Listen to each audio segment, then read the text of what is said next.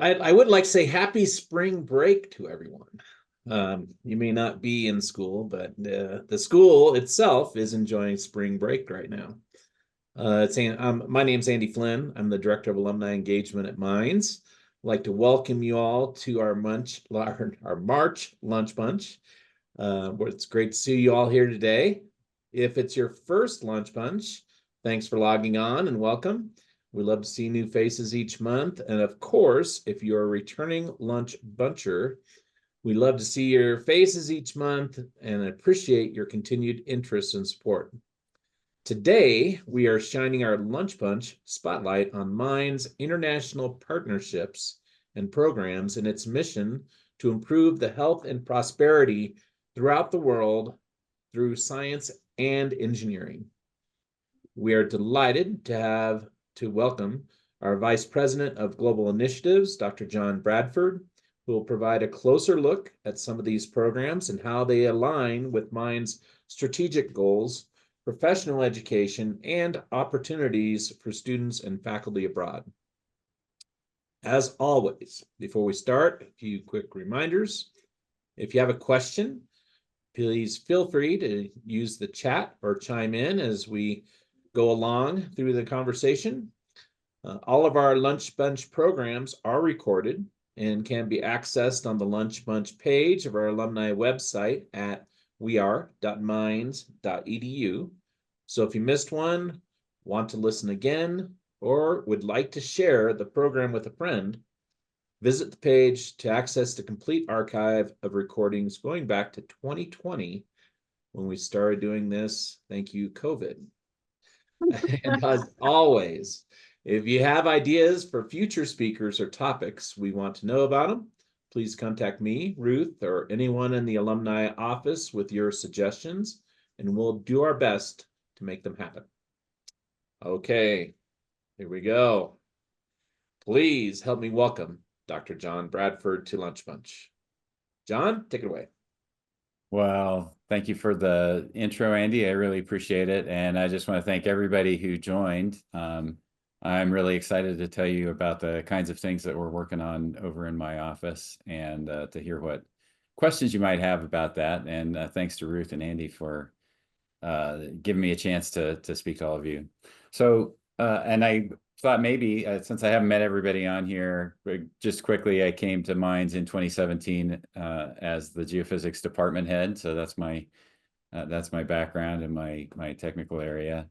In 2019, I moved to the dean's office, and then in 2020, in the middle of COVID, we decided to open this office. So COVID really brought to a point the need to raise alternative sources of revenue, and that's generally a good thing for the school anyway, but we accelerated the process a little bit during that time.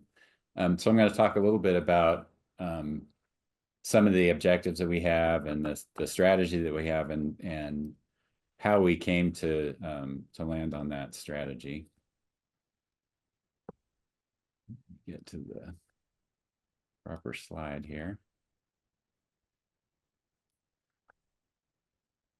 So you'll see in this slide some of our strategic priorities. I'll come back to that in a second. What I'm going to talk you through first is really how we came to this, and then I'll talk through some examples of the different projects that we're working on. So, academics will study pretty much anything. So there are academics who study why universities internationalize and write papers about that. If you look through that, you can land on these 6 points that I have over here. So these are the main reasons that universities tend to internationalize. So there are some of those that are particularly relevant to mine. So I'm going to highlight those and then I'll talk through those. So growing institutional prestige. So this is not really relevant for mines, but institutions that we partner with are interested in partnering with us to increase their institutional prestige, and that brings a lot of opportunities to the school. I'll talk a little bit more about that in a little bit. Increase global awareness by students. So we would like to give our students an opportunity to experience the world, build a broader sort of global perspective, which will be to their benefit when they go out into the world. We also facilitate students that are incoming, students coming from elsewhere to Minds for the same purpose. So looking in both of those directions, both outward and inward, that's one of the things, and one of the things that we do here at Minds as well. Increasing research opportunities and enhancing knowledge production. So what's the purpose of research? Really to create new knowledge, and that's a mission that's shared by universities around the world, and there are opportunities that arise through that sort of activity as well. Enhanced resources through academic cooperation. Sounds nice. I haven't honestly come across any potential partnership that really addresses that in the way that I would think of it as being a benefit to Minds. Increased revenue generation is certainly one, and that's one that a lot of universities take. And I'll say that that's, as I alluded to in my opening comments, that's really the primary driver for Minds. And then there's some indication that students who participate in international programs have a more entrepreneurial spirit, so it might foster that. Maybe that's one that's relevant to Minds as well. I didn't highlight it because it's probably not a primary driver, but it could be, and we haven't really taken advantage of that yet. So if you look at those ideas, we could formulate three sort of in-member strategies is how I think about it. And one being revenue focused. In a revenue focused strategy, we'd prioritize consulting partnerships, and these are really development projects that where we're working with other institutions to develop new educational programs. Really, we're only focused on those that are going to generate significant revenue, and they may or may not create student or research opportunities. Students in those are primarily included as those projects provide recruiting opportunities for Minds to bring more students to the school, either at the undergraduate or graduate level. And there can be research projects involved, and oftentimes those partnerships include an interest in developing research partnerships. Different strategy could be entirely student focused, and in that scenario, we're less interested in the revenue generation. The focus is on education and recruiting. And research projects are there too, but primarily to support or create student opportunities. And there may be consulting projects for the school there, but we would prioritize those by benefits to students. A third strategy we could pursue would be research focused, and the priority there would be on faculty-led research projects. Could result in new grant opportunities, which increases research revenue, creates recruiting opportunities, potentially primarily at the graduate level, creates international exchange opportunities for students. And if we were doing consulting projects in that scenario, it'd be prioritized by those that are creating research projects. And then a fourth strategy that we could follow would be purely altruistic. So prioritizing projects that have a significant humanitarian impact. There may be research projects within that, but it has to have a measurable benefit to the local population. Students would have a greater opportunity potentially to gain global experience, but have a bigger or more measurable impact from a humanitarian perspective. And those are less likely to generate net revenue for the school, but have a different kind of impact.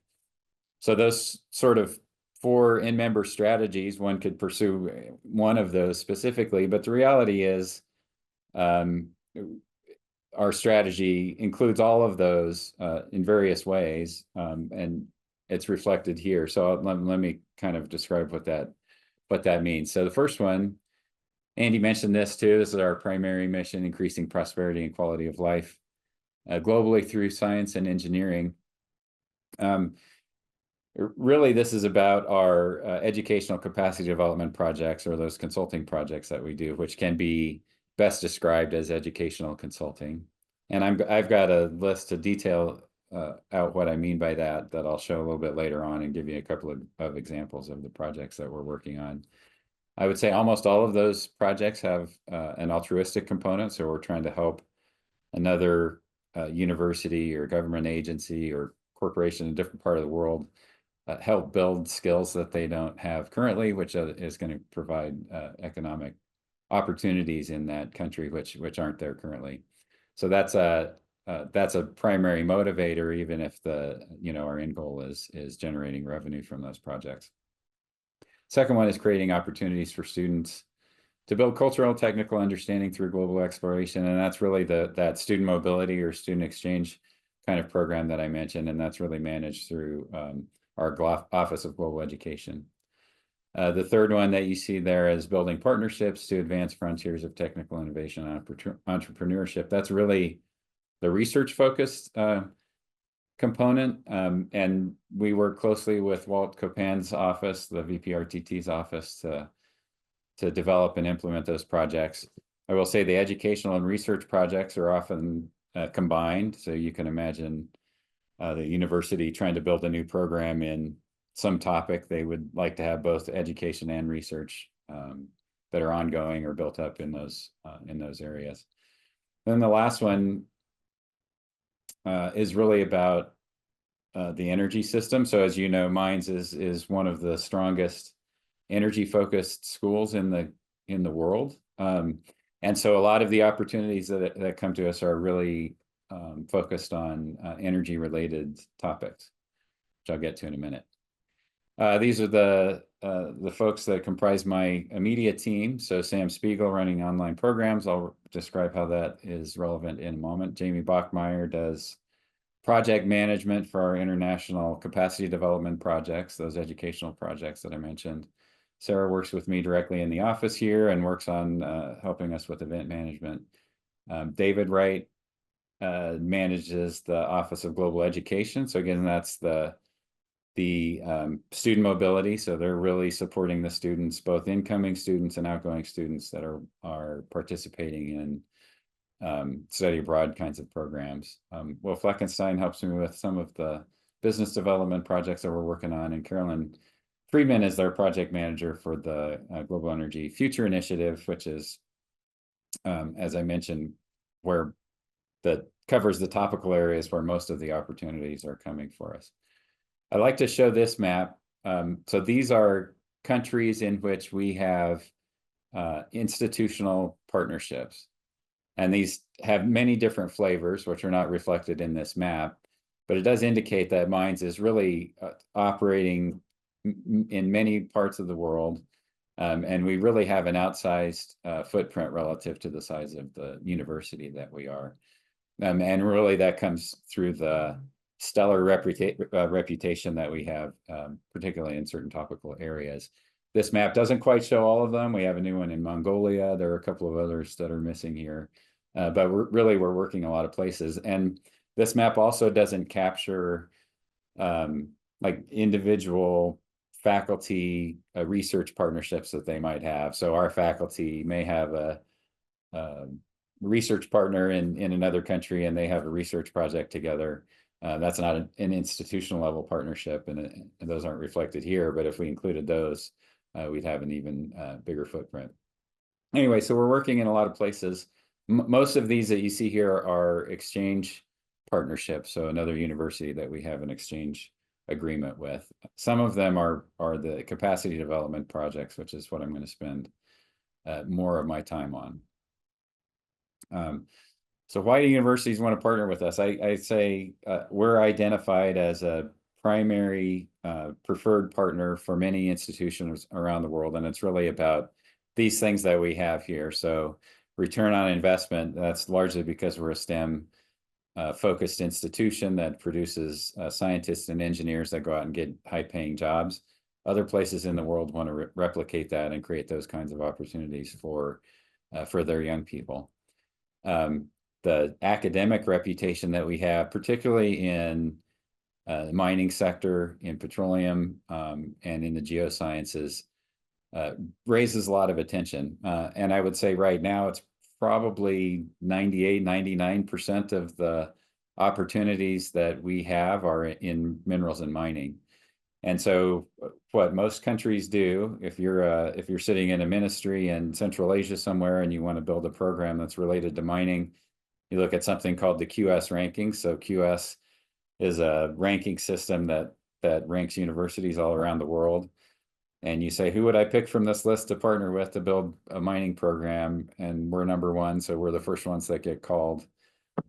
in every case. And if we're not going to do it, then they'll continue on down the list. But we also have a fantastic reputation in petroleum engineering, geology, and geophysics. And that's where most of these come.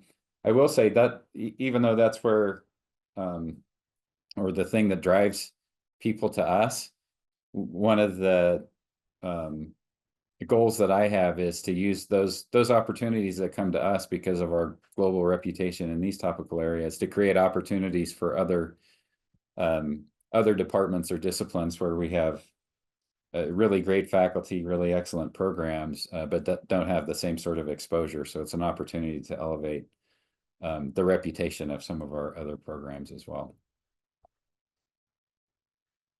Again, as I mentioned, it's almost all of these are related to the future of energy and many of the developments that are ongoing there. Almost all of them have multiple elements within them. So, it could be anywhere from carbon management or oil and gas, or how do you increase capacity in your grid, or nuclear energy. But as I said, almost all of them currently have something to do with critical minerals, and so many countries in the world have resources that are either undeveloped or underdeveloped, or undeveloped, and they are looking to grow the expertise within their country to take better advantage of those resources, as the demand for all of those critical minerals or energy related minerals is growing significantly right now. As I said, that's the primary driver, but oftentimes it includes multiple components that are in this circle that you see over here on the left, or on the right hand side. I think the last time I talked to Lunch Bunch, my presentation was on that topic, Global Energy Future Initiative. So I won't dwell any more on that, just to recognize that that's a driver of opportunities for mines. Last bit, I think that this is going to increase. We have an enormous opportunity at mines right now. So if you've been on campus lately, you know that this new building is going up. This new building is going to house the USGS Minerals Group and the USGS Energy Group. So that's going to bring somewhere between 250 and 300 new USGS researchers to campus. Mines is also going to occupy about 30% of this space. We'll have shared laboratories. Students will be working in there as well. And those researchers from the USGS will also contribute to our educational mission. Between this and what we have already at mines and NREL across town, there's really, I'm not aware of another example anywhere in the world that has this much focus and this much expertise in such a small area in the energy space. So the point being that while a lot of the opportunities come to us now are related to energy, that sort of reputation exposure for us is going to grow even further. And I think that we can honestly say that we are, the leading or one of the leading institutions for energy research and education and outreach here at Mines. Because of that, and that'll create more opportunities for us in the international space. So as I start to dive into a few specific examples, the first one I'm going to talk about is related to professional education. So many partner countries, either corporate partners or government partners in those countries, are really interested in increasing the skill set of their workforce. And really, we can implement this through the Mines ProEd platform. So it's relatively new for us. ProEd itself is a change in the way that we're branding it, but it really covers professional education from an online platform, which is brand new, just launched earlier this month, and in-person professional education that's been ongoing here at Mines for many years. Bringing those two together under this banner to support professional education needs that our external partners have is what we're trying to accomplish. And so those programs could be purely online, they could be purely in person, they could be some combination of the two, depending on what the market is asking for and depending on what our partners may be asking for specifically. The ones that I'll talk about here are contract courses. So the demand for contract courses. So this would be a company or a ministry somewhere that would like to contract directly with Minds to offer a program to their employees in a specific topical area. And so we have a number of those currently in negotiation, and you can see here the countries where those are happening. And I would say every single one of these is related to mining, and oftentimes they're bringing a lot of new people in the mining sector that haven't been there before, which could be attorneys or accountants or people from some other business background, but who are now moving into the mining sector. So that's one topical area, and we built a whole program around it. There's a huge opportunity for us in that space specifically. So the program that I'm highlighting here really is designed to give people who are new to the mining sector an overview, an introduction to the whole mining value chain. And there's an enormous demand for that right now. John, I have a question. Yeah, if I may. Yeah. Are the faculty members who teach these mini courses, these pro ed online courses, are they primarily from Minds? Are they industry professionals? Are they faculty from other schools? Like, who is populating the faculty that's delivering this? It's all of those, Ruth. Yeah, all of those, Ruth. But the majority are current Minds faculty. We also have faculty from. We also have instructors that are currently working in industry but are interested in participating in this. We have instructors who come from other universities. We have instructors that come from government agencies. So it's across the board. The majority are Minds faculty, but it can be anybody, including alumni. So if there's anybody on the call here who's interested in delivering short course material, we'd love to talk to you. I'm going to show this. This was a really cool program that we did, and this is actually a big opportunity. We have a couple more programs that are similarly focused on our slate right now. This is a program that we did for OCP in Morocco last summer. So OCP is a mining company that, as I said, in Morocco, they're working really hard to increase the number of women in their company. And so we worked with them to set up this program that was specifically designed to provide management leadership skills to female engineers that were they're working in their company. So a group of about 50 female engineers came to Minds last summer. We delivered this program, which included some mine tours and some leadership development courses. And it really was a great success. So we're working on expanding the scope of that with OCP. We're also working on a similar program with Saudi Arabia with the Ministry of Industry and Mineral Resources. The last set of examples I'm going to give, and where I'll spend a little bit more time, is on our development partnerships. And I mentioned earlier that we do these kinds of educational capacity development projects, and they take multiple different forms. This shows really the key focal areas, or the key topics that we can cover, or the key way that we break these down. So one would be master plan development and implementation. So I would be working with a partner to develop a new university from the ground up. So that's, building the educational programs, helping them to build out the administration and the operational functions of the university, all of that. So we provide that as a consulting service. We also do curriculum design. So that's helping build new courses potentially within an existing institution. We work on those research collaborations that I mentioned. We also have programs for doing faculty training through the Trefny Center. So Trefny Center provides training to our faculty here at Minds. We've also set up a program to provide that as a service to other institutions around the world that want to partner with us.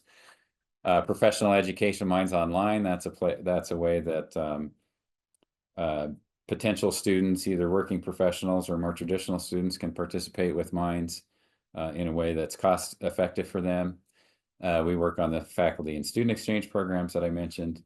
And then we work on these 2+2 3+1 and 3+1+1 programs as well. And it's a type of exchange, but those are exchange programs that are just bringing students here.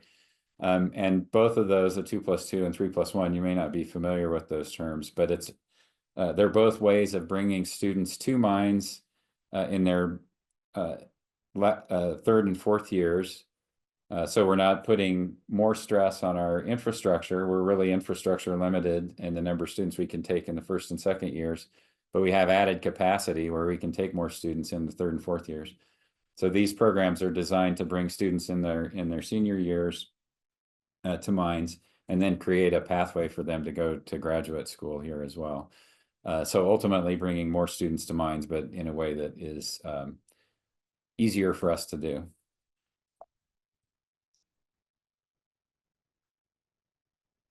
Oh boy, I don't know how to reverse it, Ruth. There we go. So those educational capacity development projects, just to summarize it a little bit easier, we'll work with international partners on anything from building a new university to working with a company to set up a professional education program, or anything that you could imagine in between. And we've done some version of most of those things at this stage. So here are a few different examples. So we worked with a startup university in India to provide training through the Trefny Center for their new faculty. We're working on a 2+2+1 program with American University in Iraq. And again, this is a scenario where the students would do their first 2 years in Iraq. We work with them to help them set up their curriculum so they're delivering the right courses so that it's as smooth a transition as possible for those students when they come to Mines. And this project with Ataro Oil and Gas University in Kazakhstan was research oriented. It was really building a digital twin for the Tengiz field. So petroleum engineering and geology have been working with their faculty on that project. We have a 3+1+1 program that we're working on right now with Sapayev University in Kazakhstan, and that program is specifically targeted towards petroleum engineering, geology, geophysics, and mining engineering. Sapayev University is one of the top universities in Central Asia, but they're looking for an opportunity to expand opportunities for their students, but also to grow their global reputation. So that's the benefit to us, and the benefit to them, and the benefit to us is that we get more students here at our institution. And then we're working on a new project with King Abdulaziz University in Saudi Arabia, also to help reform their mining and minerals related program. And I'll talk more about that in 1 second. John, one project. Yes. sorry, before you go on, I'm sorry. Can you go back a slide? Maybe I missed it, but can you explain again 2+2+1? So 2 years at their university, 2 years with us, and then an extra. Tell me what 2+2+1 is again. Yeah. So they do the first 2 years at their home institution. They come to Mines, in this case, as a transfer student, and finish their third and fourth year at Mines. And then the degree is awarded from Mines. And from that perspective, it's just like any other transfer student that comes to Mines in their second year. The difference when we have it as a formal partnership like this is that we work with that university, we support that university, provide consulting services to that university, make sure that they have their curriculum set up so that it matches ours to make that transition for those students as easy as possible. And then the extra +1 is when they do that, they can participate in our +1 graduate programs. So it creates a pipeline into our graduate programs, which is one of the main goals that the university has. Got it. The 3+1 is a little bit different. So they come in their fourth year to Mines. That's the first +1. They come in their fourth year to Mines, basically as an exchange student. So we work with that university to make sure that those credits will transfer back, and then their undergraduate degree is awarded by the home institution or the international partner. But those students are tuition paying in that fourth year, and then we help, or it creates that pipeline into graduate school, so they have an easier pathway to get into graduate school at Mines. Thank you. So they're similar, but structured a little bit differently. The one that I didn't mention, and really the only project that we're working on right now that's not specifically focused on energy or mining, is a new program that we've been working on in Guam. And this is really a partnership with the Navy, and it's focused on building advanced manufacturing capabilities on Guam, where the Navy has a nuclear submarine maintenance base. So if you imagine driving your submarine up to port and you have a broken bolt or some kind of widget that you need, it may take a long time to order that bolt, if it, depending on where it has to come from, and this is a very remote location. So it benefits the Navy to have manufacturing on demand capability, and that's really the intent here. So advanced manufacturing, one element of that is what you can think of as 3D printing, and you can make almost any part that you want to for a submarine with that kind of manufacturing on demand with 3D printing technologies.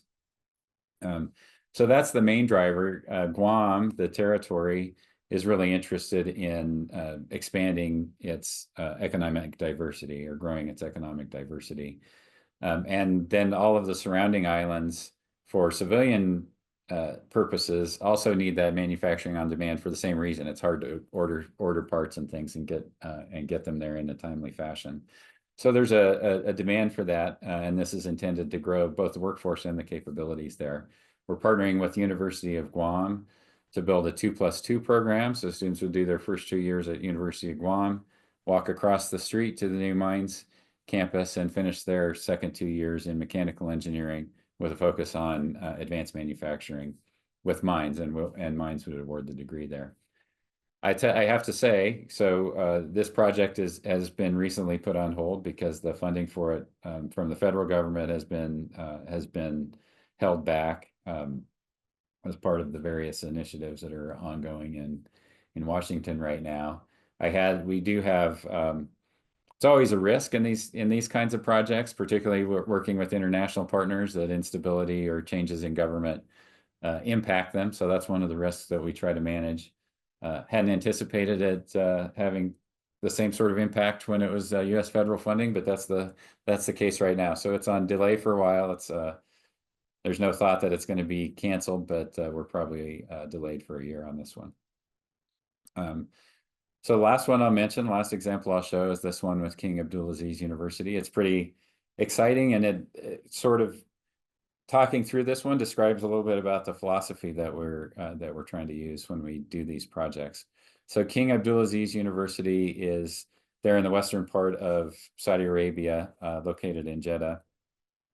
And Saudi Arabia is investing a lot of money right now in building up its mining and minerals industry. King Abdulaziz University prior was the only university in Saudi Arabia that offered a mining engineering degree. Now there are two. KFUPM on the eastern side also offers one now.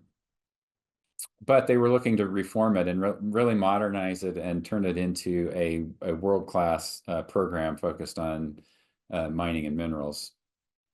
So we're working with these 4 different partners. So Ministry of Industry and Mineral Resources, Saudi Geological Survey, Ma'aden, which is the national mining company in Saudi Arabia, and then the university, which you see is the bottom logo there. The intent really is to transform their whole mining and minerals resources programs into a really world-class program.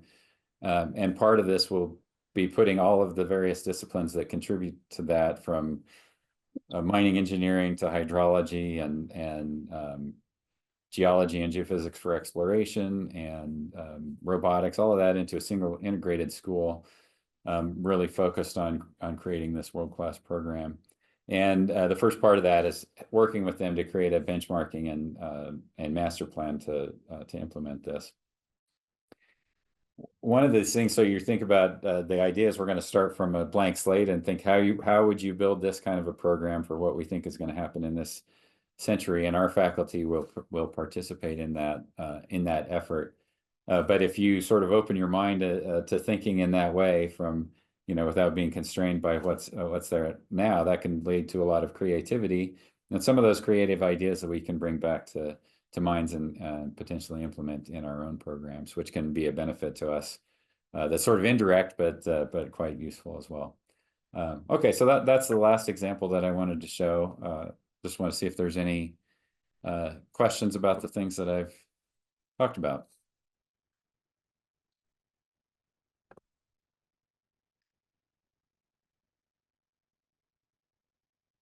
I have a question, John.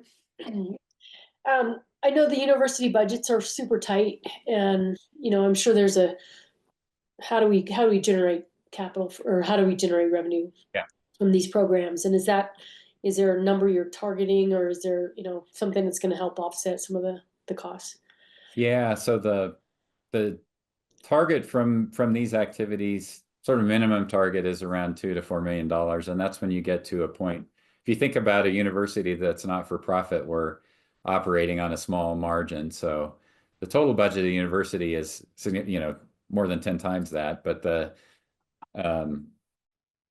that's the point at which we increase our margin enough that it's a significant amount for us to do something with, right? So that gets us enough money to start to be able to invest strategically in different programs that the university wants to run. So that's sort of the ballpark number we're aiming for as a minimum, and that on an annual basis. I see Dan has a question in the chat. Are there any other projects on campus that are being or close to being delayed or canceled because of the stuff in Washington, D.C.? Not right now, but it's a little bit unpredictable, so things could change, I expect, in short order. Overnight. Yeah. Any other questions? John, are there areas of the world that you would like to partner with that we have not yet? I mean, in other words, do you seek out these partners, or do they come to us first, or both? It's some of both. I'd say most of them come to us. So one of the things we were trying to accomplish when we started this office, potential opportunities have come to us for many years, long before Sure. I came here. And different people on campus were handling them in sort of an ad hoc way as an add-on to their responsibilities. So part of the justification or reason for opening this office was to have somebody that's 100% focused on this and can prioritize those opportunities that are coming in. So that's one justification, but also we need to be strategic and go out to parts of the world where Sure. Where there are potential opportunities that aren't coming necessarily to us. That's a little bit harder if you think about the entire world, knowing exactly who's going to have resources and interested in partnering with us. But that resource question is one of our first prioritization tools. Do they actually have resources to back it up? Is it aligned with Mind's mission? Does it have some of those other elements that we think are important in there, like the altruistic components, all of that? Those are all sort of factors that go into the prioritization that we have in the projects. And I will say that flipping around, strategically identifying partner institutions around the world, we're doing that more right now in the 3+1 and 2+2 programs. So knowing where development is happening in the world, identifying countries that have potentially resources that could support a project with us, and then identifying the top university in those places, and then approaching them with this as a possibility. Another question, John. With regard to staffing and like the end game, I mean, is there a time in which we can only support this many things, this many, or because we have more, we can fund more staff? Is there like a sweet spot you're looking for, or is it? Well, yeah. So one, with the current staff that I have, we can sort of balance the balls for two or three of these developing at a time, and that's just in the developing the program, doing the negotiations, all of that, and trying to get it to an endpoint. We always build into the budgets themselves directly as line items the staff that we would need to support the project. Uh-huh. So once we land a project and have it contracted and hire up the staff to support that, then it kind of is off and running and we can move on to the next one. Got it. Over time, we build up resources for the office, and the intent is to grow the capacity office so that instead of being able to sort of balance 2 or 3 at a time, maybe we can, you know, get it up to 5 or 10 or something like that. But that's much longer term before we get to that point. But it's a bootstrapping, right? We have to build the resources through the projects themselves to make that happen. Great, thanks. Question. So when I was here during the Cretaceous, it seemed like there were a lot of foreign students on campus. And that seems to have, or since then, kind of the number, the percentage has dropped. And I don't know if that's true or not. That's just kind of an observation.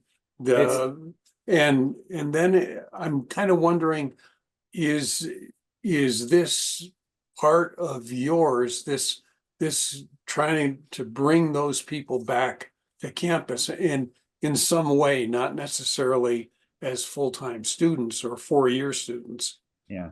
but Yeah, so I don't think, at least in the time that I've been here, which doesn't date back to the Cretaceous, Dan, but a few years, but the number of international students or the percentage of international students hasn't really changed very much, but they're coming from different places. So when I probably just before I got here, we sort of had a peak, and most of the students were coming from China, and that number has dropped off significantly. But the number of students coming from other places has grown. The country that we get the most international students from, single country that we get the most international students from, is Saudi Arabia. And most of those are sponsored by Aramco. So that's been ongoing for many years. Right now, we've got about, I think we're about 6% international students in the undergraduate population and about 30% in graduate student population. oh, okay. Thanks. And we don't have a lot of room to grow it in the undergraduate side, but we could grow on the graduate side. We might like to shift by 1% or 2% the number of undergraduate students that are on campus. But we wouldn't make huge changes there, but recruiting graduate students is something that we could do more of. Thanks.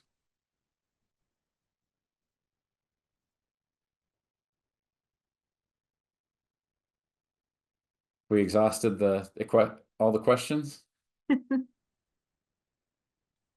I don't see any questions in the chat. Anybody have any last comments or questions?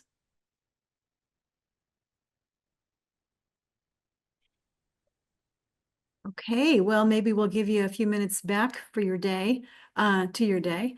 Thank you, John. This was great. I know that there's a lot of wheels turning in your area, and I've just, to know about what's going on behind the scenes is really interesting, and how far minds reach really is. It's impressive. And I know, once you start a program, you got to keep doing it, right? This is not one and done. You don't have a program for 2 years and then it sunsets. It's, so the more you take on, you've got to have the bandwidth to support it. So this is a growing effort that needs a lot of support and development along the way. And it's exciting. Yeah, you're right. Most of the projects, the consulting like projects have a 5 to 10 year minimum lifespan. But again, through those, they're also generating more resources to build the staffs to support other projects too. So it's there, but it's getting the snowball rolling is sort of at the stage we're at now. Yeah, It's a good way to get Minds' name, more broadly out there, absolutely. Yeah, I was thinking the Guam project is a really nice example of that. So one, it's helping grow the reputation internationally of one of our programs that doesn't have that sort of reputation already. Right. It establishes us as a preferred partner for the U.S. federal government and Department of Defense in particular. Yeah. And a part of that budget, we have international recruiting or an international marketing effort built into that's being funded by that project, which we can leverage to market other programs that we have here on the home campus. So yeah, and all of them have some element of that built into it.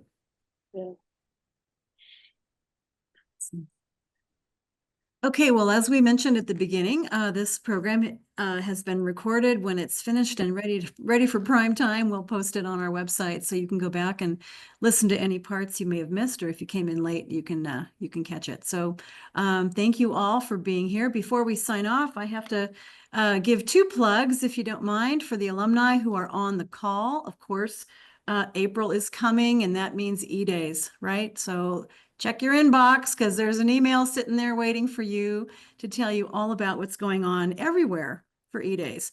We don't just celebrate on campus. We have all of our M clubs joining in the fun. At last count, I think we have 17 different cities who will be hosting a get-together to celebrate the milestone, this annual event.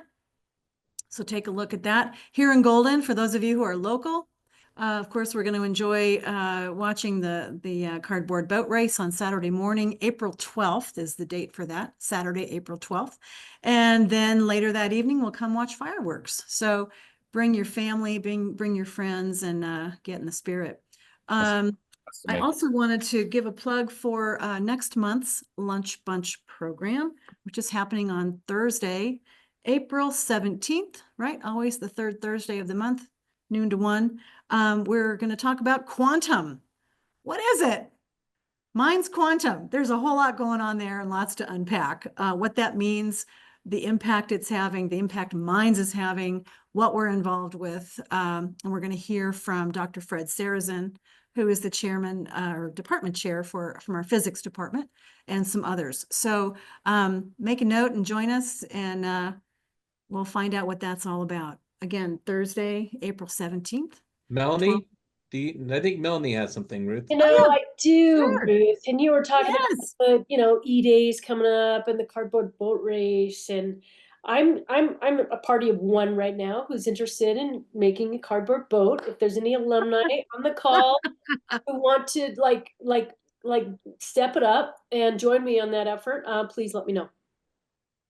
Does that include a wetsuit? That water's so cold. I've got 3 dry suits available, 1 extra large men's Dry and suit, a couple wetsuit, women's wetsuit. Okay. smalls. And some wetsuits as well, so don't be afraid. Excellent. Melanie, you're awesome. If folks are interested, should they just email you then, or what? Yeah. Okay. Why don't you let me know, because y'all have our email and I can forward those for anybody who's interested. Thanks, Ruth. You bet. All right. I think this concludes this month's program. And John, thank you again for taking the time to join us. And thank you all for your support of this monthly program that celebrates the things that makes Minds great.